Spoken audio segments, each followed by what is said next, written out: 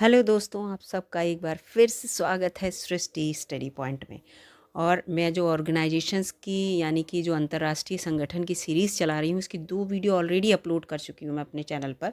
उसी से संबंधित ये मेरी तीसरी वीडियो है और आज हम बात करेंगे यूनेस्को के बारे में।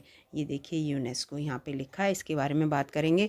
और ये संगठन क्यों बना है, इसकी क्या ज़रूरत है, कब बना, सब कुछ इसमें है। जब वीडियो आपको अच्छी लगे तभी लाइक करिएगा, और जब आप अगर चैनल पर नए हैं और वीडियो अच्छी लगी हो, कुछ अच्छा कंटेंट हो, तभी आप चैनल को सब्सक्राइब करके भी जाइएगा। उससे पहले मैं आपसे बिल्कुल नहीं कह रही हूँ। तो चलिए शुरू करते हैं। संयुक्त राष्ट्र शैक्षिक वैज्ञानिक एवं सांस्कृतिक संगठन, ये इसका हिंदी में नाम है, यूनेस्को जिसे कहते हैं शॉर्ट में। ये संयुक्त राष्ट्र का एक घटक निकाय है। संयुक्त राष्ट्र के बारे में भी मैं आपको पढ़ाऊंगी। ये इसकी एक वीडियो अपलोड करूंगी कि संयुक्त राष्ट्र क्या है, इसमें कितने देश शामिल हैं। संयुक्त माने बहुत सारे देश शामिल होंगे। उसी ने इसको यूनेस्को को बनाया है। इसका कार्य जो है वो है शिक्षा के क्षेत्र में, प्राकृतिक क्षेत्र में प्रकृति हमारी बहुत अच्छी बनी रहे, समाज के क्षेत्र में सांस्कृतिक जो धरोहर हैं, जो हमारी सांस्कृतिक धरोहर नहीं होती हैं, आपने देखा कि विश्व विरासत के रूप में, वो भी इससे संबंधित हैं।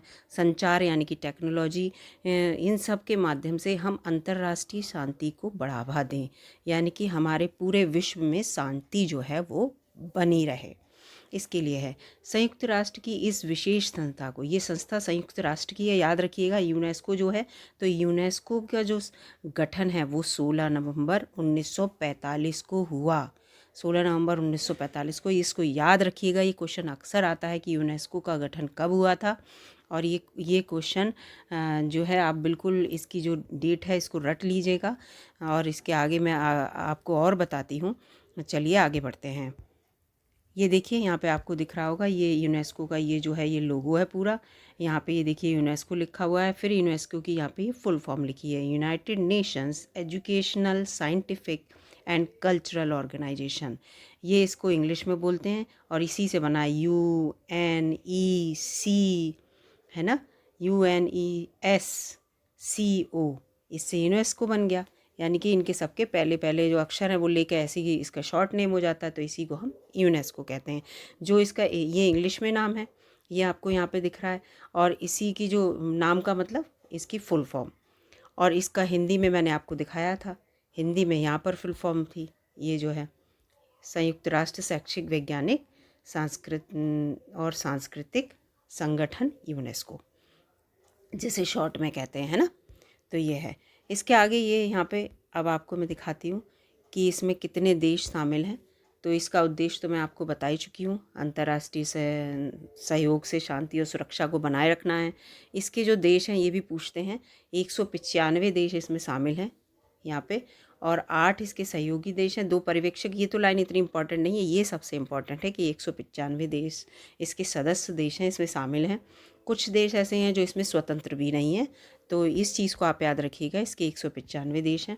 और सबसे इम्पॉर्टेंट यहाँ पे ये क्वेश्चन अक्सर पूछा जाता है कि इसका मुख्यालय कहाँ पर है। एक तो ये कब बनी, वो डेट आपको याद रखनी है, इसकी स्थापना कब हुई। दूसरा, इसका मुख्यालय को आप रट लीजिएगा, पेरिस फ्रांस में इसका मुख्यालय है। कब है, कहाँ है मुख्यालय, पेरिस फ्रांस में इसका मुख्यालय है। और यहाँ पे ये बता ही चुकी हूँ मैं कि यूनेस्को का जो कार्य है वो क्या है। शिक्षा, प्राकृतिक विज्ञान, सामाजिक, मानव विकास, मानव विज्ञान, संस्कृति, सूचना और संचार के जरिए अपनी जितनी भी गतिविधियाँ हैं उनको यूनेस्को जो है वो संचालित करता है। साक्षरता को बढ़ाने वाले कार्यक्रमों को चलाता है। वैश्विक जो धरोहरें हैं, हमारी जो इमारतें होती हैं, जो हमारी लिए बहुत कीमती होती हैं, उनको ये क्या करता है, संरक्षण प्रदान करता है। उनको ये संरक्षण प्रदान करता है। यहाँ पे ये लिखा हुआ है कि वैश्विक जो धरोहरें हैं उनको संरक्षण प्रदान करता है। ये देखिए लिखा हुआ है, जितने भी पार्क हैं।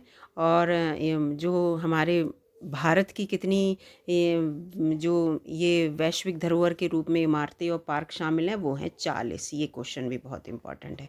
40 वैश्विक धरोहर यूनेस्को के अंतर्गत हमारी शामिल हैं, जिनकी देखरेख यूनेस्को के अंतर्गत होती है। और 40वीं जो है वो धौलावीरा है, ये भी याद रखिएगा। अब आगे बढ़ते हैं दोस्तों। अब ये देखिए, ये यहाँ पे है कि यहाँ पे ये लिखा है कि इटली और चीन की जो है सबसे ज़्यादा वैश्विक धरोहर हैं, 55 है, हमारी 40 हैं। इसके बाद ये सबसे इम्पोर्टेंट है, यूनेस्को के महानिदेशक कौन है, आद्रे एजोले हैं। और जो 39th सेशन हुआ था उसमें महानिदेशक इन्हें बनाया गया था। और भारत जो है कब इसका सदस्य बना, 1946 में इसका सदस्य बना, ये भी याद रखिएगा, ठीक है, क्योंकि 1945 में इसका गठन हुआ, 46 में भारत बना। और फंड कैसे इसे मिलता है ये भी यहाँ पे लिखा हुआ है। विभिन्न जो इसके सदस्य देश हैं वो इसे फंड देते हैं। अमेरिका देता है सबसे ज़्यादा हिस्सा 22%। उसके अलावा इसमें लिखा हुआ है, देखिए, ये जापान देता है, जर्मनी, फ्रांस, ये सब बजट देते हैं, जिससे कि जो भी वैश्विक धरोहर हैं या दूसरे देशों के लिए जो काम करना है यूनेस्को उन्हें पैसा प्रोवाइड करता है। भारत के लिए बहुत महत्वपूर्ण भूमिका है यूनेस्को की, आगे यहाँ पे देखते हैं। तो ये देखिए, भारत के लिए इतनी महत्वपूर्ण भूमिका है कि जो मानव अधिकार हैं शिक्षा के विकास में यूनेस्को ने बहुत अच्छा रोल निभाया है। विभिन्न प्रकार के वैज्ञानिकों, कलाकारों, विद्वानों की भी सहायता करी है इनने, अंतर्राष्ट्रीय सहयोग भी प्रदान किया है, और हमारी जो भारतीय संस्कृति है और विरासत है उसको संरक्षण दिया है। 40 हमने बताए थे, हैं 40 विश्व विरासत के रूप में हमारी 40 जो हमारे देश की धरोहर हैं उनकी इनके संरक्षण में है ना। इसके साथ साथ यूनेस्को के लक्ष्य और कार्यक्रम के संबंध में थोड़ा सा जान लेते हैं। ये इसकी फुल फॉर्म पूरी बताई दी थी मैंने, ये यूनेस्को की फुल फॉर्म है। यूनेस्को इन कार्यक्रमों और पहलों के माध्यम से अपने लक्ष्यों को प्राप्त करता है। तो जैसे प्राकृतिक विज्ञान है, इनसे संबंधित अपने बहुत सारे प्रकृति की जितनी भी चीज़ें, प्राकृतिक चीज़ें इन्हें लगता है संभाल के रखनी चाहिए, उन पे भी काम करता है। उसके साथ साथ शिक्षा पे तो बहुत ही काम करते हैं यूनेस्को, जिससे कि पूरा हमारा विश्व शिक्षित हो। मानव विज्ञान पे, संस्कृति पे तो सबसे ज़्यादा इनका ध्यान रहता है, और सूचना और संचार जो मैंने ऊपर भी बताई थी।